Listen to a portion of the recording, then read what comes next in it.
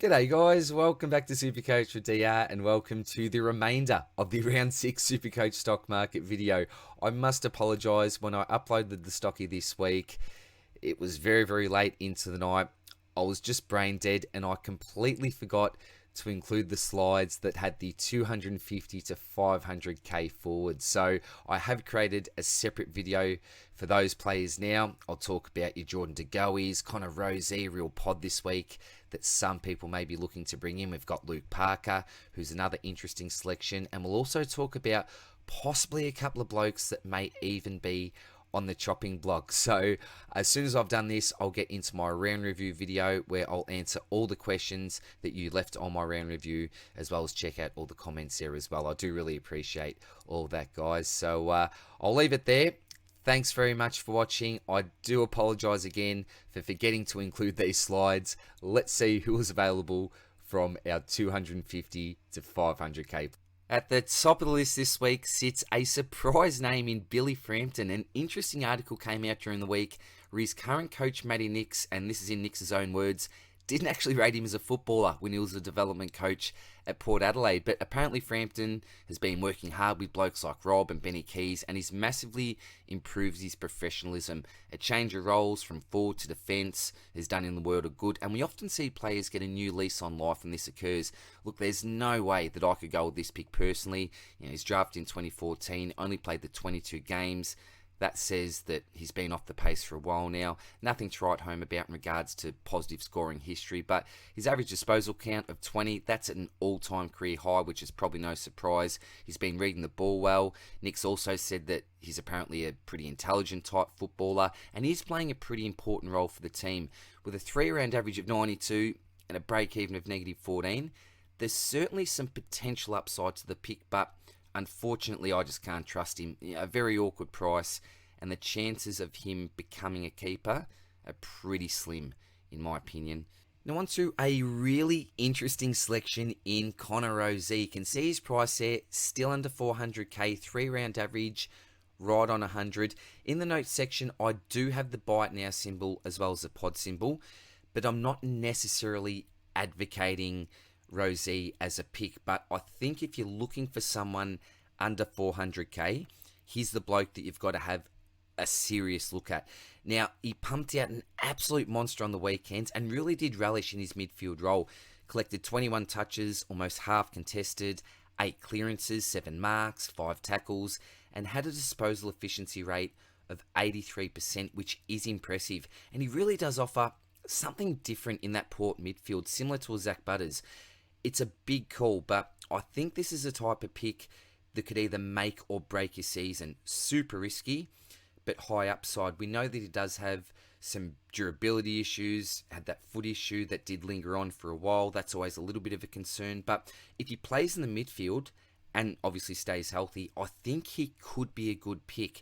But if he doesn't continue to play in that midfield role, I think things could turn sour. Such a high ceiling, that was on display with his 153 on the weekend, but at the same time, such a low floor, and that was on display in rounds 1 and 2 with scores of 25 and 48. He'll definitely make some rapid short-term cash growth, but do you remember when people traded him in after 2 scores of 125 and 145 to open up the season in 2020? Well, here are his next 6 scores. A 30, a pair of 53s, a 54, a 34, and a 37. So, can we trust Ken to keep him in the midfield? I wouldn't be betting on it, but you never know. So, in the right role, you bring in a keeper with nice scoring power. But if he doesn't continue in this role, you could be purchasing an absolute nightmare. So, look, you've got to make a bit of an educated guess about where he'll be playing moving forward.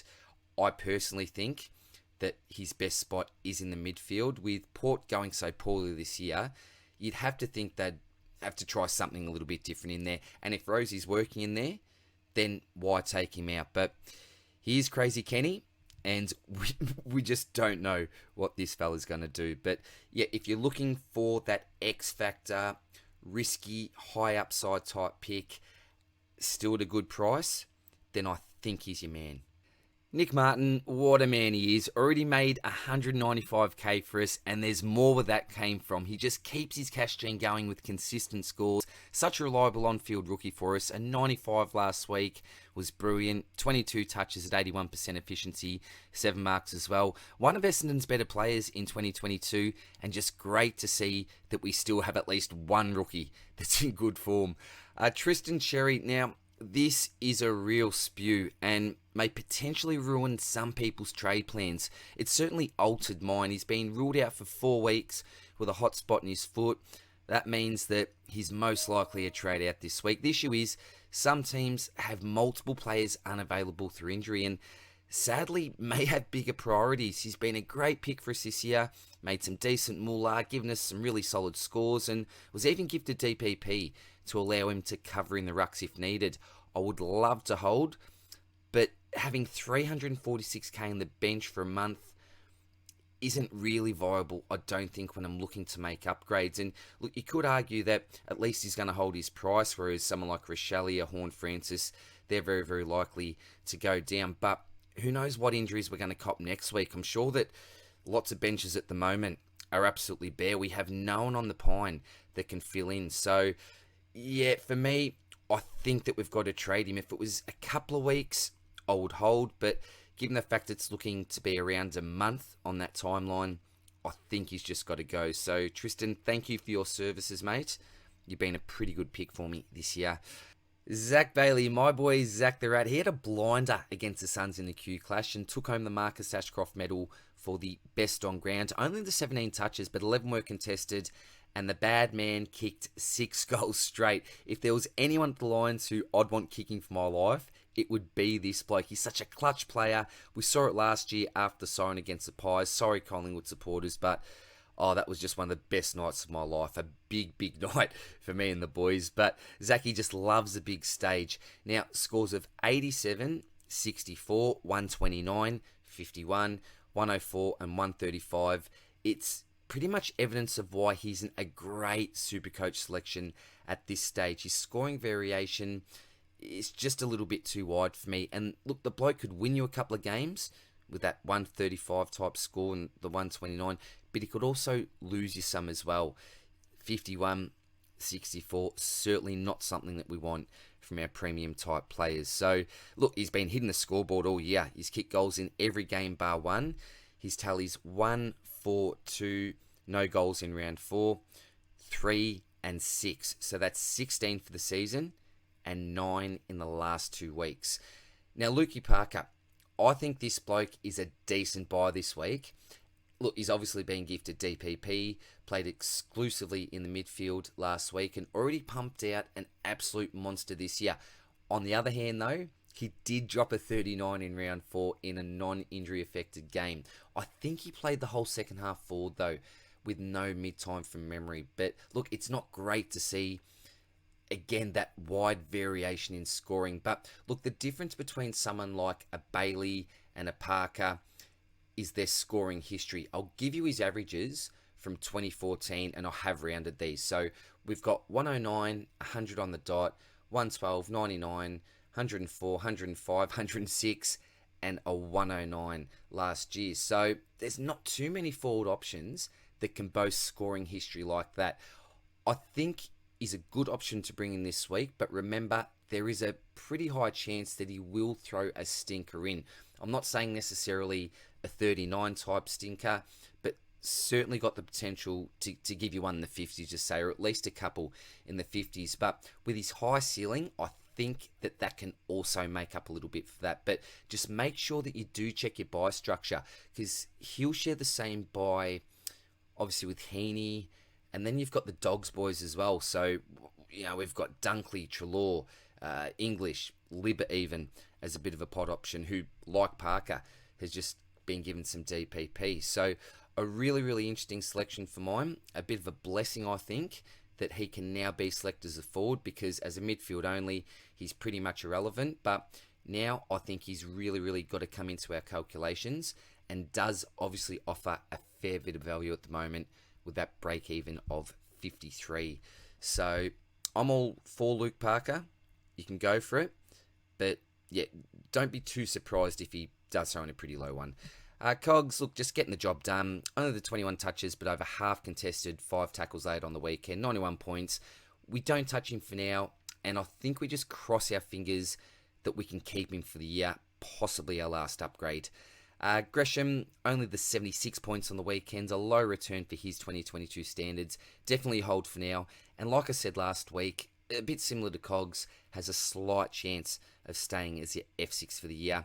Paddy Nash, being a great rookie pod for those who went against the grain and started him. His break-even of 64 means that it's almost time to move him on, if not now. Look, he's given owners a nice cash rise as well as some solid, on-field scores.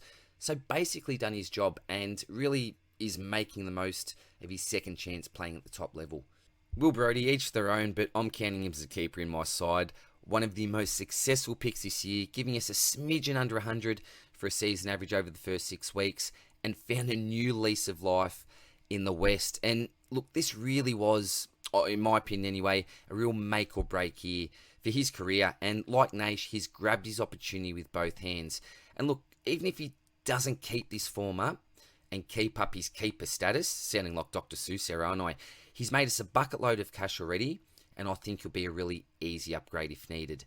And Texan, we saw what this bloke did to start the 2021 season, and he's had a major impact on the Crows' fortunes lately. 3 games to 3 tons, 106, 116, and a 103. Not massive hundreds, but 3-figure scores nonetheless. Certainly getting older in the tooth.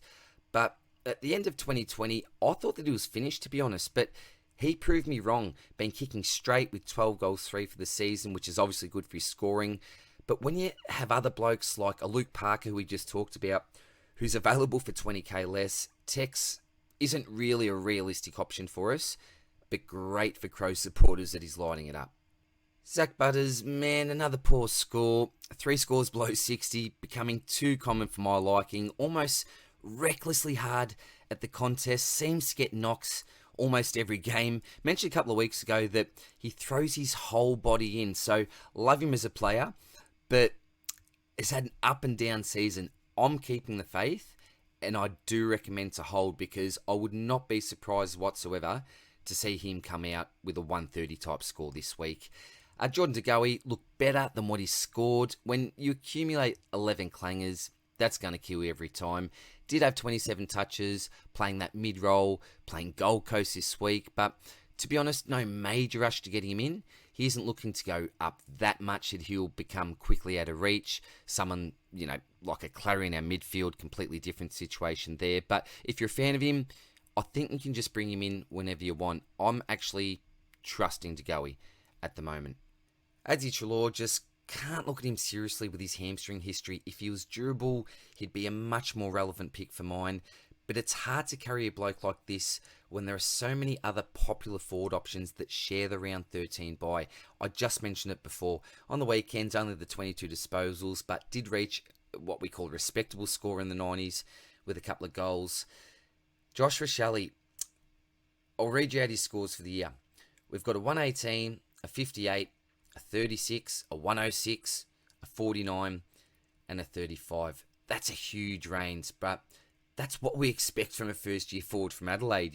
Due to the nature of his role, scoring consistently is near on impossible. But even though he's got a high break-even, 1/3 of his scores just this year have been above that. So if you keep him, there's every chance he scores an 85 plus and holds his price.